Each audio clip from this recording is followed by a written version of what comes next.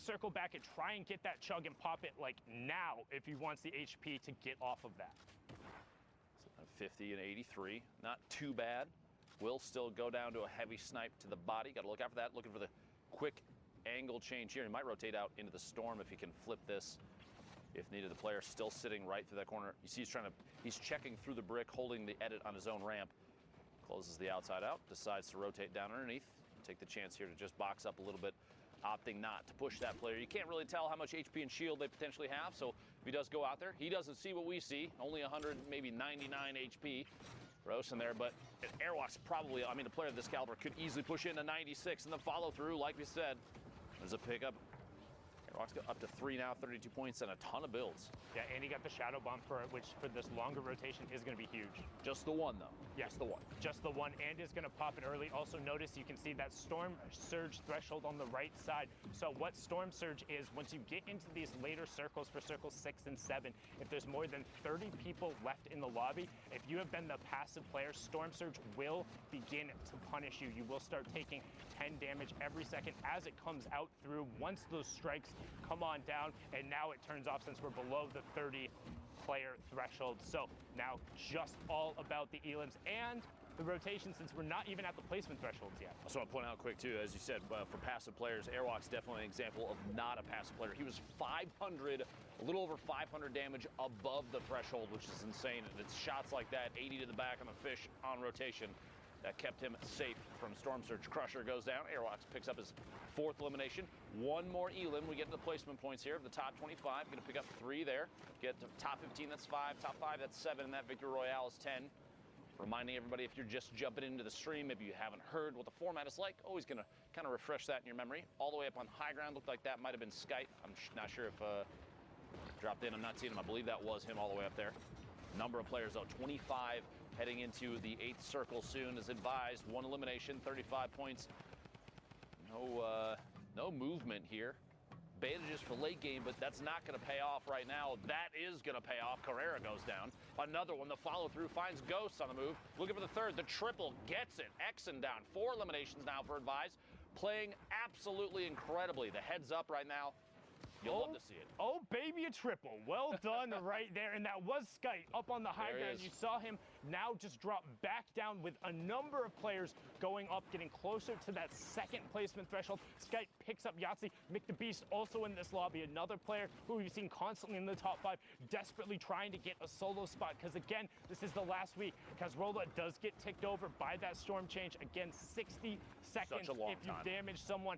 Random siphon coming through, and we're into the top 15 now with Airwalks on the mid-tarp and looking for more targets. Imagine a situation you get a tag on someone and 50 seconds later they get eliminated by the storm. You get that siphon at just the right moment. Could be so clutch. The timing could be so important on that. 11 players left, 10 now as Sky goes down to the feed. Swaggy picks one off. 6 eliminations for Airwalks. Push through this wall, find a player on the rotation from behind. Back-to-back shots, takeoffs, gets eliminated.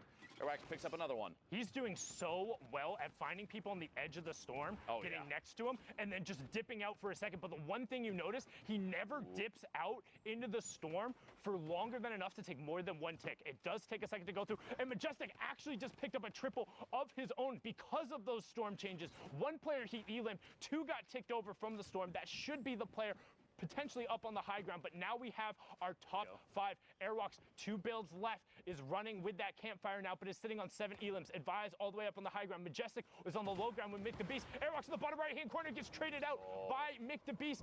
Zadek drops down in the shadow form. He's not jumping around, so the player doesn't know where he is. 80 to the body. Can he find it? Pushes through with the combat. Says, I don't need a pickaxe. I'll just take your wall anyway. Brilliantly done there, but now can he win the 1v1 from the low ground? Player is 1 box directly above him. He hears it. You see the fake ramps out. He goes up, edit off the side, takes the high ground, drops down on top of 1, 2, 3. He gets it. Literally waiting till the last second. The fake out on the ramp with I think he had 1 build left at the last second. So he was literally the almost the most efficient he could possibly be with all the materials that he had left. Opts to move up a different ramp, throws his opponent off, drop in from above. Excellent high ground take, excellent push with the combat shotgun and the Victory Royale. You love to see it.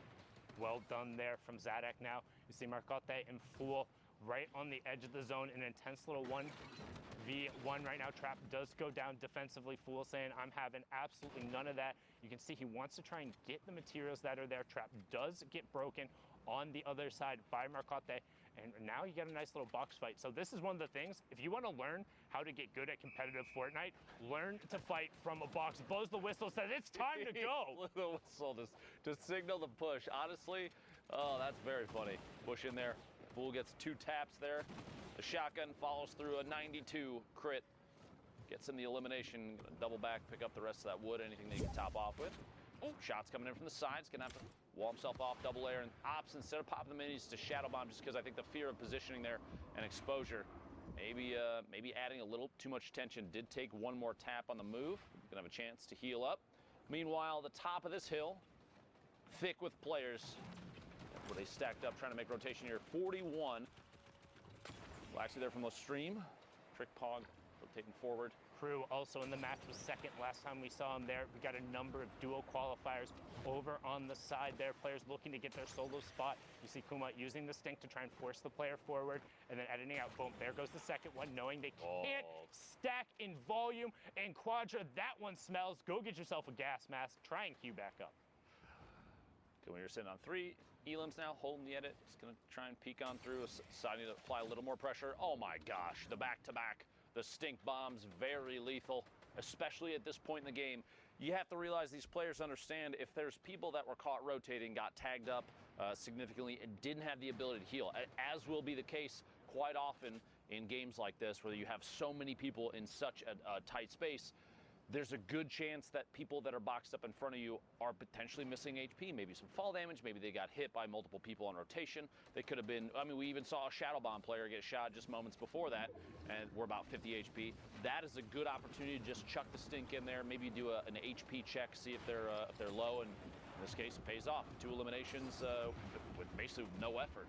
And as you said before, we're looking to get the player count down to 30 before that Storm Surge goes away. We're sitting at 38 above for Dave. 32 players left, so 2 more need to go down.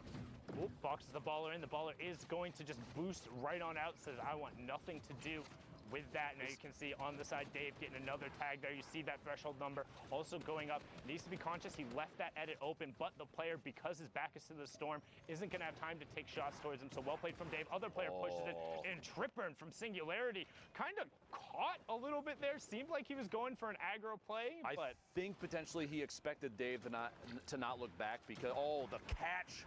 Good grab there. Tripburn, I feel like was thinking, okay, Dave's not looking at me. I'm just going to step out. I have the angle. I'm going to take the shots from this side, and ended up kind of getting clapped very quickly. Dave's reaction, rotation down there. I'm not sure how to say that name. I'm just going to put that out. It looks like a sneeze. I apologize. Yeah, I'm not even, I normally even try and attempt on that, but we're in the top 25. Let's pay attention to the rotations. As you see, a number of players playing billiards there on the low ground. Crew up on the high ground. You have WGS Jag, the player from South Korea, playing over in Europe right now. This is the most ballers I've seen in the lobby in forever. The most ballers I've seen in a game easily this weekend.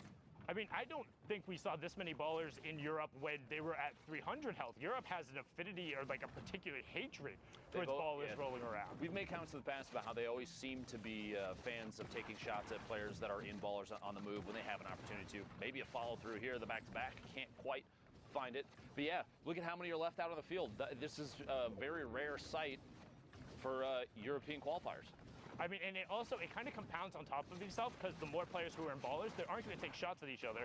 And if you're not going to waste shots on baller players, you're not going to eliminate them. So, but once the explodes start coming out, that's when things get dicey because the RPGs can damage through the ballers, and with the 150 HP, 1 AR round into them, and then followed by an RPG to be a ton of damage. But now Pill is just going to go to work, ignore the ballers on the low ground, running around like they're a game of marbles, and he finds Trockley, and he finds Elocrats right after.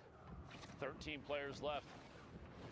Still in the rotation here, taking a chance to pop a mini. Does have the campfire, may or may not put it down. Not at this point. The Storm's too close to his back. He's going to have to push forward. Like you said, multiple ballers are still in play, and with players not jumping out and not having pressure applied to them, you're looking at way less than 11 people. The player count remaining, that's not the number that are actually forced to engage each other right now. The people in ballers are almost being ignored. The heavy snipe from behind, and Mavjo picks up and Elam the push inside. He realizes. Look at how many people are around in the same box. And then said everybody goes up to the sky. No Elam coming out there. So all of a sudden, 3 up, 7 down. Telezeto on the ultimate high ground. Wesley Nutt and Blackso on the low ground. Jag ADX also on the mid tarp.